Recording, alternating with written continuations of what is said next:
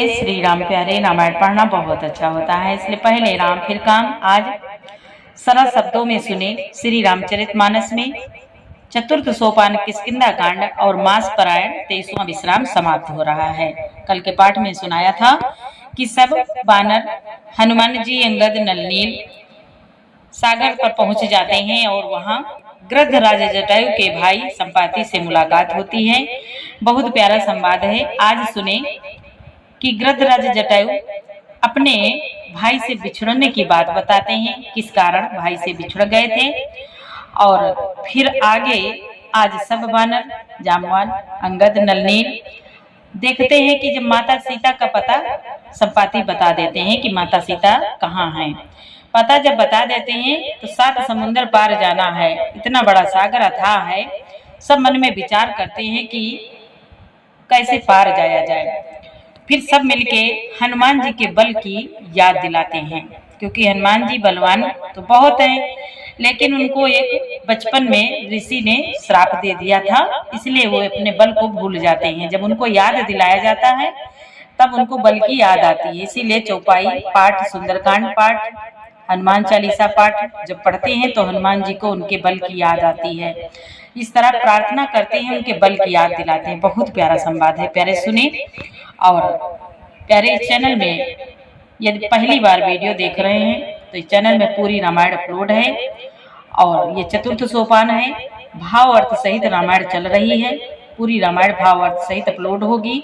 इससे पहले भी 2 बार रामायण अपलोड हो चुकी है। पूरी रामायण आपको मिलेगी, अलग अलग धुन में मिलेगी, भजन की धुन में और अच्छी रामायण सरल धुन में मिलेगी आपको। यदि पाठ करना चाहते हैं, सीखना चाहते हैं तो जरूर देखें, सुने। और चैनल के पूरे परिवार, सभी भाई, सभी सज्जन, प्यारे संतजन जो प्यारे प्यारे कमेंट करते हैं, लाइक करते हैं, सपोर्ट करते हैं, उन सभी को दिल से बहुत बहुत धन्यवाद। सुने गोस्वामी तुलसीदास जी कहते हैं, देवी पूजी पद कमल तुम्हारे, सुर नर मुनि सब होहि सुखारे। जय सिया राम, जय जय सिया रामा, जय सिया राम, जय जय सिया रामा। भाई जटायु की करनी सुनकर संपाति ने बहुत प्रकार से श्री रघुनाथ जी की महिमा वर्णन की। उसने कहा, मुझे समुद्र के किनारे ले चलो, मैं जटायु को तिलंजलि दे दूं। इस सेवा के बदले मैं तुम्हारी वचन से सहायता करूंगा, अर्थात सीता जी कहाँ हैं सो बतला दूंगा। जिसे तुम खोज रहे हो उसे पा जाओगे। यहाँ तक संवाद कल के पाठ में आगे सुने। अनुज क्रिया करि सागर तीरा, कहि निज कथा सुनो कपिबीरा। हम 2 बांधु प्रथम तरुणाई, गगन गए रवि निकट उड़ाई। संपाति ने कहा, समुद्र के तीर पर छोटे भाई जटायु की क्रिया श्राद्ध आदि करके संपाति अपनी कथा कहने लगा। हे वीर वानरों सुनो, हम दोनों भाई उठती जवानी में एक बार आकाश में उड़कर सूर्य के निकट चले गए थे।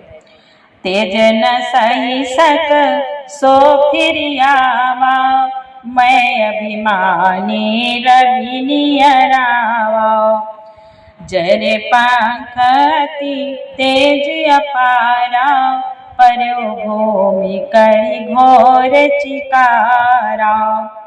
वह जटायु, संपाति ने कहा, वह जटायु तेज नहीं सह सका, इससे वह लौट आया, किंतु मैं अभिमानी था इसलिए सूर्य के पास चला गया। अत्यंत अपार तेज से मेरे पंख जल गए, मैं बड़े जोर से चीख मारकर जमीन पर गिर पड़ा। मुनि एक नाम चंद्रमा ओहि, लागी दया देखी कई मोहि। बहु प्रकार ते ज्ञान सुनावा, देह जनित अभिमान छड़ावा। संपाति बोला, वहाँ चंद्रमा नाम के एक मुनि थे।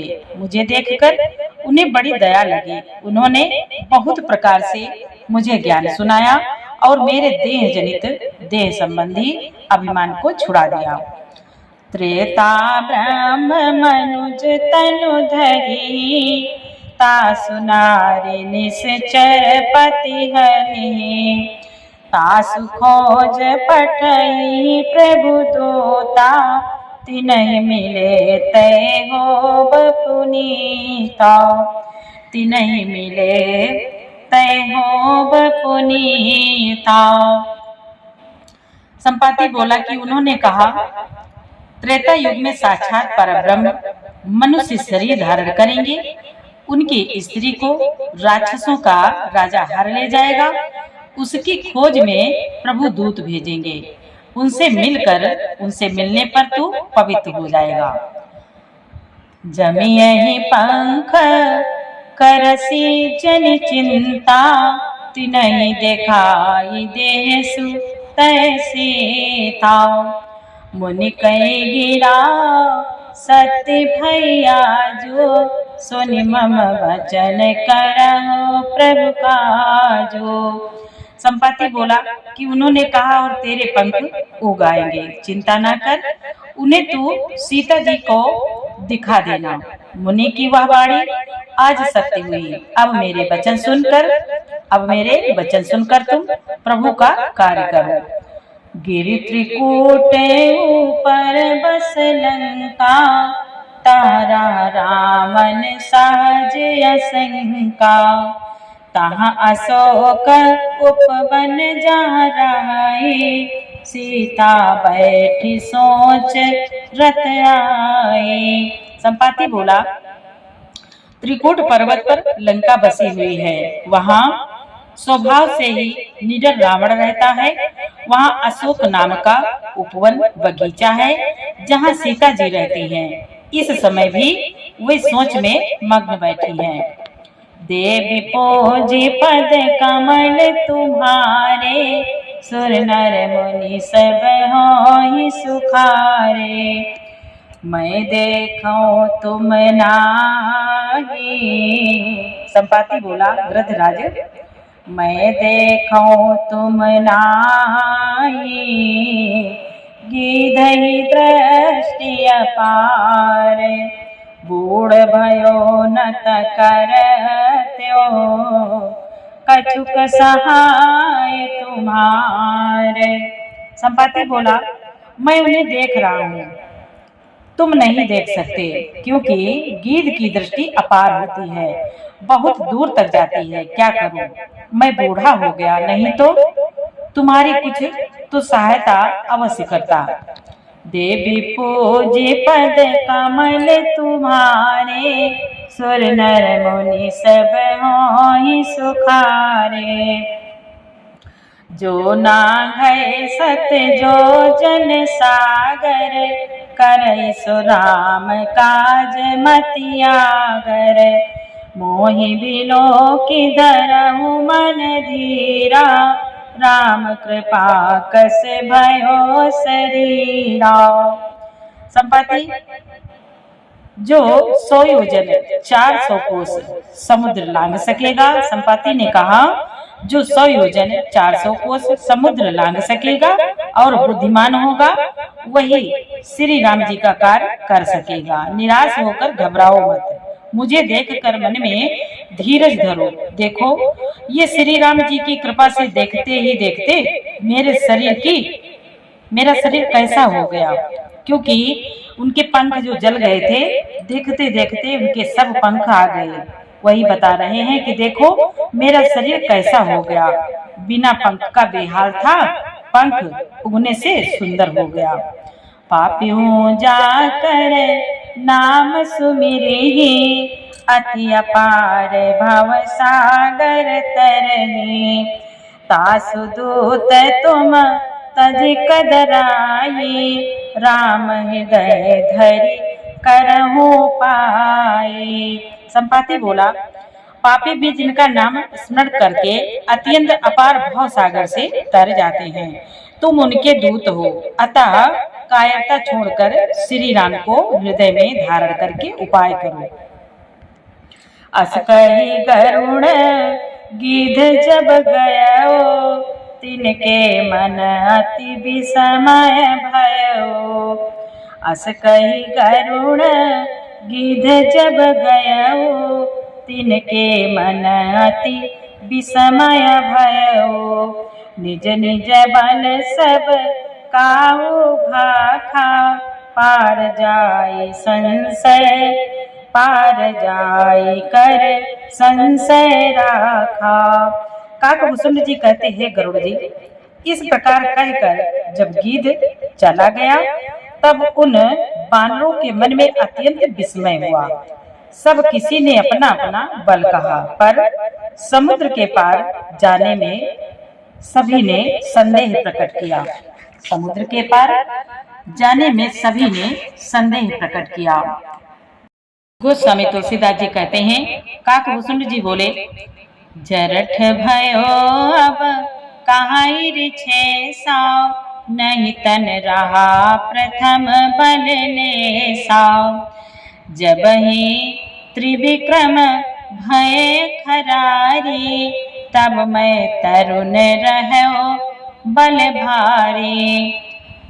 ऋक्षराज जामवान कहने लगे, मैं अब बूढ़ा हो गया, शरीर में पहले वाले बल का लेस भी नहीं है।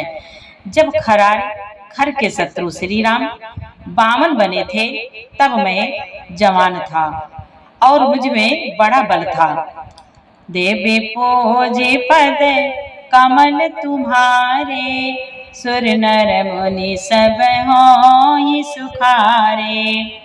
ऋषिराज बोले, जामवान बोले, बलि बांधत प्रभु बाढ़ो, सो तनु बरनि न जाय। उभय घरी महादीनी, सात प्रदक्षिण धाय। बलि के बांधते समय प्रभु इतने बड़े कि उस शरीर का वर्णन नहीं हो सकता, किंतु मैंने 2 घड़ी में ही दौड़कर उस शरीर की 7 प्रदक्षिणाएं कर ली थी। देवी पूजे पद कमल तुम्हारे, सुर नर मुनि सब होई सुखारे। अंगद कहाई जाऊं मैं पारा, जिय संशय कछु फिरती बारा। जामवंत कहा तुम सब लायक, पठैय के में सब ही करनायक।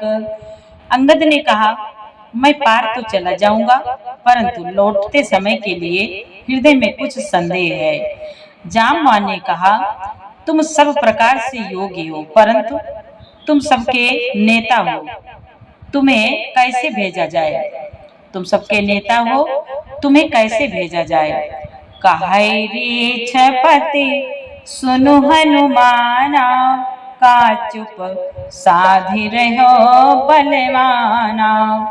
पवन तनय बल पवन समाना, बुद्धि विवेक विज्ञान निधाना। ऋक्षराज जामवान ने श्री हनुमान जी से कहा, हे हनुमान, हे बलवान सुनो, तुमने यह क्या चुप्पी साध रखी है? तुम पवन के पुत्र हो और बल में पवन के समान हो। तुम बुद्धि विवेक और विज्ञान की खान हो। कवन सो काज कठिन जग माही, जो नहीं होत तात तुम पाही। राम काज लगे तव अवतारा, सुनतहि भयो पर्वताकारा। जामवान जी बोले, जगत में कौन सा ऐसा कठिन काम है जो हे तात तुमसे न हो सके? श्री राम जी के कार्य के लिए ही तो तुम्हारा अवतार हुआ है। यह सुनते ही हनुमान जी पर्वत के आकार के हो गए, अत्यंत विशालकाय हो गए। कनक बरन तन तेज विराजा, मानहु अपर गिरिह कर काजा। सिंहनाद करि बारहि बारा, लीलहि नाघौ जल निधि खारा। उनका सोने का सा रंग है, शरीर पर तेज सुशोभित है, मानो दूसरा पर्वतों का राजा सुमेरु हो। हनुमान जी ने बार बार सिंहनाद करके कहा, मैं इस खारे समुद्र को खेल में ही लांघ सकता हूँ, मैं इस खारे समुद्र को खेल में ही लांघ सकता हूँ।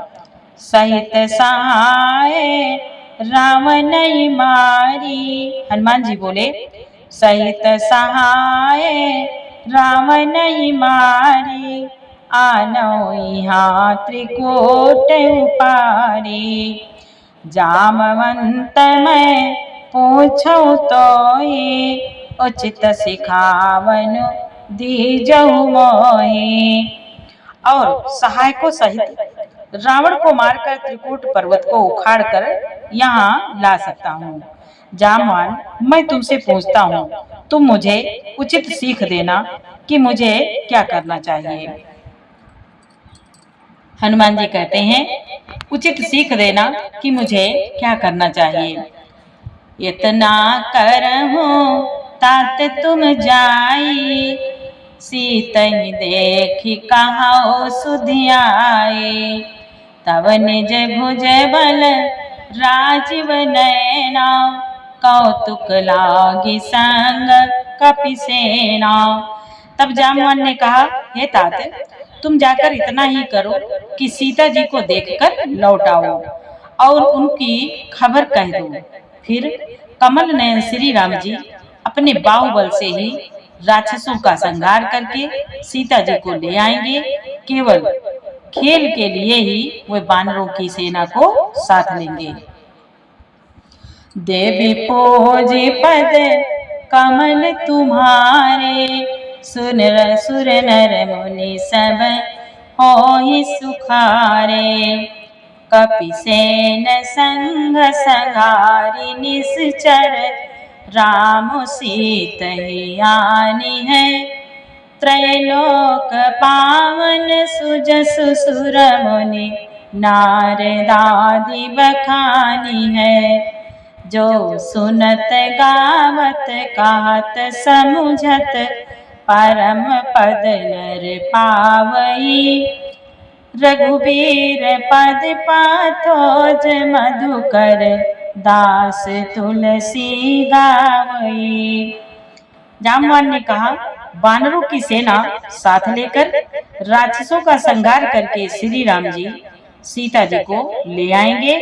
तब देवता और नारद आदि मुनि भगवान के तीनों लोगों को पवित्र करने वाले सुंदर यश का बखान करेंगे, जिसे सुनने, गाने, कहने और समझने से मनुष्य परम पद पाते हैं। जिसे सुनने, गाने, कहने और समझने से मनुष्य परम पद पाते हैं, और जिसे श्री रघुवीर के चरण कमलों का मधुकर भ्रमर तुलसीदास गाता है।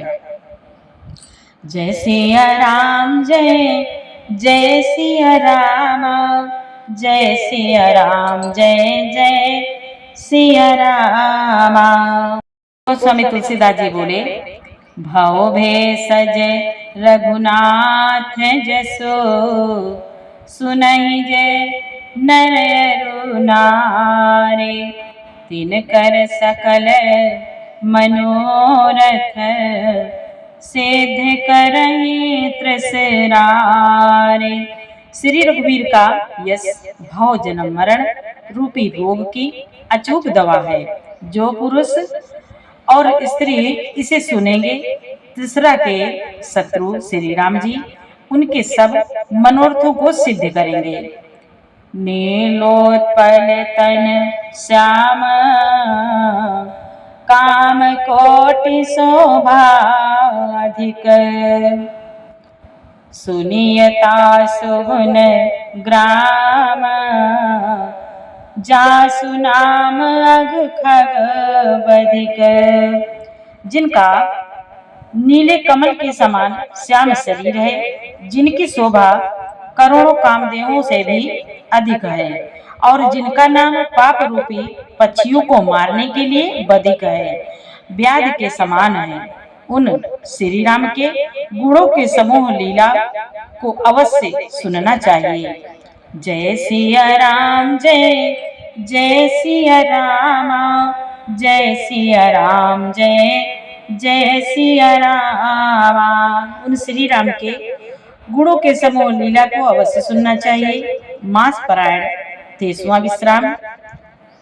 कलयुग के समस्त पापों के नाश करने वाले श्री रामचरित का यह चौथा सोपान समाप्त हुआ। किष्किंधा कांड समाप्त।